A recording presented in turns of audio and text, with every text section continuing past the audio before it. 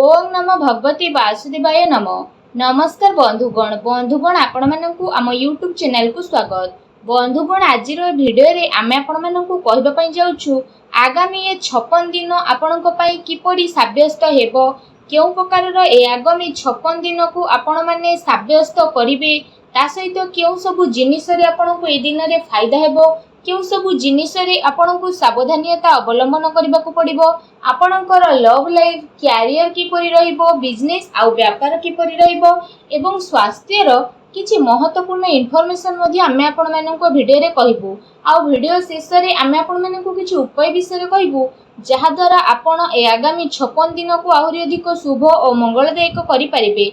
Video को आरंभ करबे पूर्व आमर आपनको रिक्वेस्ट कि जदि आपण हमर चैनल ले नुआ करि आछंती ते चैनल को सब्सक्राइब करंतु और सांगरे नोटिफिकेशन बेल को मध्य ऑन करंतु, जहा द्वारा समय समय रे सो नुआ नुआ भिडियो रो नोटिफिकेशन आपनको मिलिबो। तो आसंतु जानिबा किपरि रहिबो आपणक पई विशेष भाबरे आगामी 56 दिन। सबुठारु प्रथमे जानिबा कि कोन आपणक पई ए सब दिन रे सतरे पॉजिटिव रहिबा पई जाउछि। जदि कहिबा ए दिन रे सामाजिक मान सम्मान प्रतिष्ठा प्राप्ति हेबार संभावना रहिछि, सेथि पई निज प्रयास करी भल सफलता प्राप्त करिबारे आपण सफल मध्य नजर आसीबे। आपण गोटे भल मनीष अटंती आ सब कार्य को आपण समय सहित करिबा पई प्रयत्न मध्य अटंती, सेथि पई आपण को भल सफलता प्राप्त हेबार स्थिति मध्य बनुछि। ता सहित ए दिन रे आपण को आपण किस्मत रो सहयोग मिलिबो, काम कार्य रे आपण बहुत शीघ्र आगो को मध्य बढ़िबे, एक्स्ट्रा इनकम मध्य आपणकर बढ़िबो, अचानक फायदा हेबार अनेक जोग बनुछि कारण ग्रहंकर एपरी राशि रे परिवर्तन हेउछि, जेउ कारण पई जदि कहिबा किस्मत रो भरपूर साथ आपणकु मिलिबो। पैसार काम कार्य सखाळु सखाळु आपण निभि दियंतु। आपण आपणकर घर जीवन एवं ऑफिस ए दुईटी क्षेत्र रे चिंता और प्रेशर आपणकर रहिबो। नुआ लोकक सह मिला मिसिर जोग मध्य आपणक पई बनुछि, ता सहित आर्थिक लाभर अनेक जोग मध्य बनुछि। कौनसी महत्वपूर्ण कार्यर सार्थकता पाई प्रयत्नशील मध्य रहिबे, कठिन परिश्रम द्वारा रचनात्मक योजना को सफल मध्य करिवे। पुराणा अटकी थिबा धन मध्य ए दिन रे आपनको मिली पारे। परिवार सहित विशेष भाव में आपणक टाइम को स्पेंड करिवे, मानसिक सुख आ शांति मध्य आपनको प्राप्त हेबो। आपणकर धनर मध्य ए दिन रे विशेष भाव में व्यय हेबो। ईश्वरंकर आराधना आपणकर मन को शांति मध्य प्रदान करिवो। आपणकर उत्तम प्रदर्शन आपणक प्रतिद्वंदीक पई आश्चर्य कला भली रहिबो। आपणको आपणकर कार्यस्थल रे अपार सफलता मिलिबो, चाहे ताहा पदोन्नति हेउ किंबा मान सम्मान। व्यवसाय करुथुबा जातक माने किछि नुआ काम मध्य आरंभ करिवे।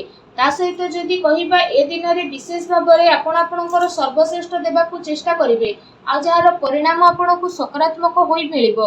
कोनोसी नुआ जगह को बुलिबाकू जिबार मौका मिलिबो, जे कारण पई आपणको ऊर्जा उत्साह दुईटी जाकरे वृद्धि हेबो।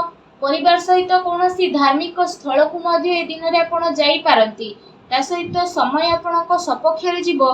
तो प्रकृति आपणकू जोश आ खुशी रो माहौल रो उपहार प्रदान करिवो। ए उपलब्धि रो भरपूर उपयोग आपण करंतु। पारिवारिक सामंजस्य आउ तार देखभाल करिबारे आपणकर महत्वपूर्ण योगदान रहिबो। ए दिन रे आपणको कोनोसी शुभ समाचार मध्य मिलिबो, जहा द्वारा आपणक मन बहुत ही प्रसन्न रहिबो। आसंतु जानिबा ए सब दिन रे आपणक पई कोन नेगेटिव रहिबो। आपणकर मन रे नकारात्मक विचार रो आक्रमण हेबा कारणरो मन रे हताशा भाव आसीबो। अनैतिक आउ अप्रमाणिक कार्य विपत्ति रे विशेष भाव में आपण पड़ी पारंती, सेति पई संभव हेउछि तो से सबरु दूरी रुहंतु। कार्यभार रो अधिकता रहिबा कारणरो मानसिक अस्वस्थता मध्य अनुभव करिवे। संतानंकर चिंता मध्य आपणकु रहिबो। ता सहित आपणक आमदानी भल रहिबो, किंतु आमदानी सहित आपणकर खर्च रे मध्य विशेष भाव में वृद्धि हेबार संभावना बनुछि।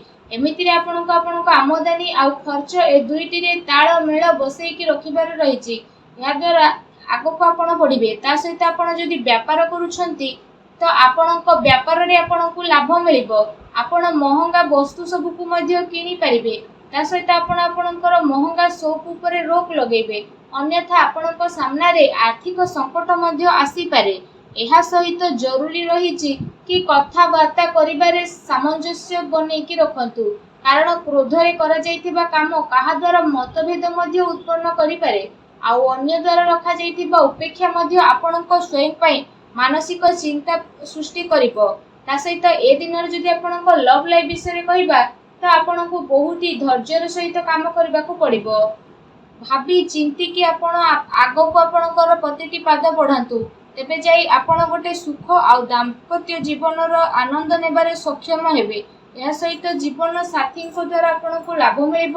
ଲଭ୍ ଲାଇଫ୍ ମାମଲାରେ ମଧ୍ୟ ଆପଣଙ୍କୁ ଭରପୁର ସାଥ ପ୍ରାପ୍ତ ହେବ। ମାନସିକ ପ୍ରେସର ପରେ ବି ଖୁସି ରହିବାର ବିଶେଷ ଭାବରେ ଆପଣ ଚେଷ୍ଟା ମଧ୍ୟ କରିବେ। ତା ସହିତ ଜୀବନ ସାଥୀଙ୍କ ସହ ସମ୍ବନ୍ଧରେ ମଧୁରତା ଆସିବ, ଯାହାଦ୍ୱାରା ବହୁତ ହି ଖୁସି ଭରା ମାହୋଲ ରହିବ। ଲଭ୍ ମ୍ୟାରେଜରେ ଇଚ୍ଛୁକ ବ୍ୟକ୍ତିବିଶେଷଙ୍କ ପାଇଁ ସମୟ ବହୁତ ଭଲ ରହିବ। ବିବାହ ପାଇଁ ନିର୍ଣ୍ଣୟ ମଧ୍ୟ ଆପଣ ନେଇପାରିବେ। ଯଦି ବ୍ୟବସାୟ ଆଉ କ୍ୟାରିୟର ବିଷୟରେ ଆମେ ଆଲୋଚନା କରିବା ତ ଏ ଦିନ ବିଶେଷ ଭାବରେ ଆପଣଙ୍କ ପାଇଁ ବହୁତ ହି ଭଲ ରହିବ। କାରବାର ଆପଣଙ୍କର ଭଲରେ ଚାଲିବ ଆଉ ଧନ ଲାଭର ସ୍ଥିତି ମଧ୍ୟ ବନିବ। କିନ୍ତୁ କାର୍ଯ୍ୟଭାରର ଯେହେତୁ ଅଧିକତା ରହିବ ତ ଦିନ ଦୌଡ଼ା ଦୌଡ଼ିରେ କଟିବ। ଯଦି ଆପଣ ଲଟେରୀ କରିଛନ୍ତି ଆଉ କୌଣସି ପ୍ରକାରର ନିବେଶର ଯୋଜନା କରୁଛନ୍ତି ତ ସେସବୁରେ ମଧ୍ୟ ଆପଣଙ୍କୁ ସଫଳତା ମିଳିବ। ଆଉ ସମୟ ଅନୁସାରେ ଆପଣଙ୍କୁ ନିବେଶ ମଧ୍ୟ କରିବା ପାଇଁ ପଡ଼ିପାରେ, ଯାହା ଆପଣଙ୍କ ପାଇଁ ଅବଶ୍ୟ ହିଁ ଲାଭଦାୟକ ସିଦ୍ଧ ହେବ। ତା ସହିତ ଯଦି କହିବା ନୂଆ ଲୋକଙ୍କ ସହ ଆପଣଙ୍କ ସମ୍ପର୍କ ବନିବ। ମନୋରଞ୍ଜନର କେତେ ସାରା ଅବସର ମଧ୍ୟ ଆପଣଙ୍କୁ ମିଳିଯିବ, ଯାହାଦ୍ୱାରା ଆପଣଙ୍କ ଜୀବନରେ ଖୁସି ବଢ଼ିବ। ପରିବାର ସହିତ ବହୁତ ଭଲ ସମୟ ମଧ୍ୟ ଆପଣ ବ୍ୟତୀତ କରିବେ ଆଉ ତାର ପୂର୍ଣ୍ଣ ସହଯୋଗ ମଧ୍ୟ ଆପଣଙ୍କୁ ମିଳିବ। ବିଜ୍ଞାନ ଆଉ ଟେକ୍ନୋଲୋଜି କ୍ଷେତ୍ରରେ ଜଡ଼ିତ ଜାତକଙ୍କ ପାଇଁ ଅଧିକ ପ୍ରୟାସ କରିବାକୁ ପଡ଼ିବ ଆଉ ସଫଳତା ପାଇଁ ବହୁତ ପରିଶ୍ରମ ମଧ୍ୟ କରିବାର ଆବଶ୍ୟକତା ରହିଛି। ଷ୍ଟୁଡେଣ୍ଟସ୍ ମାନଙ୍କ ପାଇଁ ବି ସମୟ ବହୁତ ହି ଭଲ ରହିବ। ଆସନ୍ତୁ ଜାଣିବା ଏ ଦିନରେ ଆପଣଙ୍କର ସ୍ୱାସ୍ଥ୍ୟ କିପରି ରହିବ। ଯଦି କହିବା ଏ ଦିନରେ କୌଣସି ପ୍ରକାରର ଭାଇରାଲ ସମସ୍ୟା ଉତ୍ପନ୍ନ ହେବାର ସମ୍ଭାବନା ମଧ୍ୟ ବନୁଛି। ସେଥିପାଇଁ ନିଜର ସ୍ୱାସ୍ଥ୍ୟ ପ୍ରତି ଆପଣଙ୍କୁ ବିଶେଷ ରୂପରେ ଖ୍ୟାଲ ରଖିବାର ଆବଶ୍ୟକତା ରହିଛି। ଏ ଦିନରେ ଆପଣ ଆପଣଙ୍କର ଖାଦ୍ୟପେୟରେ ଧ୍ୟାନ ରଖନ୍ତୁ। ନିଜର ଦିନଚର୍ଯ୍ୟାକୁ ସୁଚାରୁ ରୂପରେ ଆପଣ ଠିକ୍ ବନେଇକି ରଖନ୍ତୁ। ଏହା ସହିତ ନିଜ ସ୍ୱାସ୍ଥ୍ୟକୁ ଆହୁରି ଅଧିକ ଭଲ ରଖିବା ପାଇଁ ଆପଣ ପ୍ରତ୍ୟେକ ଦିନ ଯୋଗ କରନ୍ତୁ ଏବଂ ବ୍ୟାୟାମ କରନ୍ତୁ, ସୁସ୍ଥ ରହିବେ। ଆସନ୍ତୁ ଜାଣିବା ଏ ଦିନରେ ଆପଣଙ୍କ ପାଇଁ କ'ଣ ବିଶେଷ ଉପାୟ ରହିଛି। ଏ ଦିନରେ ଆପଣ ବିଶେଷ ଭାବରେ ସ୍ନାନ ଆଦି କରିସାରିବା ପରେ କଳା ଘୋଡ଼ାର ନାଲ କିମ୍ବା ଗାଈକୁ ଏ ଦିନରେ ବିଶେଷ ଭାବରେ ଖାଇବାକୁ ଦିଅନ୍ତୁ। ତା ସହିତ ସୂର୍ଯ୍ୟଦେବଙ୍କୁ ମଧ୍ୟ ତମ୍ବାର ଢାଳରେ ଜଳାର୍ଘ୍ୟ ଅର୍ପଣ କରନ୍ତୁ। ଏପରି କରିବା ଦ୍ୱାରା ଆପଣଙ୍କ ଜୀବନରେ ଯାହା ବି ଦୁଃଖ କଷ୍ଟ ଥିଲା ଦୂର ହେବ। ଭଗବାନ ଶନିଦେବଙ୍କ ଆଶୀର୍ବାଦରୁ ଆପଣଙ୍କୁ ଶୁଭଫଳ ମଧ୍ୟ ପ୍ରାପ୍ତ ହେବ। ଆପଣଙ୍କ ଜୀବନର ସବୁ ଦୁଃଖ କଷ୍ଟ ଦୂରେଇଯିବ। ଭିଡ଼ିଓଟି କେମିତି ଲାଗିଲା କମେଣ୍ଟ କରିକି ଜଣାନ୍ତୁ। ଚ୍ୟାନେଲରେ ନୂଆ ଆସିଲେ ଚ୍ୟାନେଲକୁ ସବସ୍କ୍ରାଇବ୍ କରନ୍ତୁ। ଧନ୍ୟବାଦ।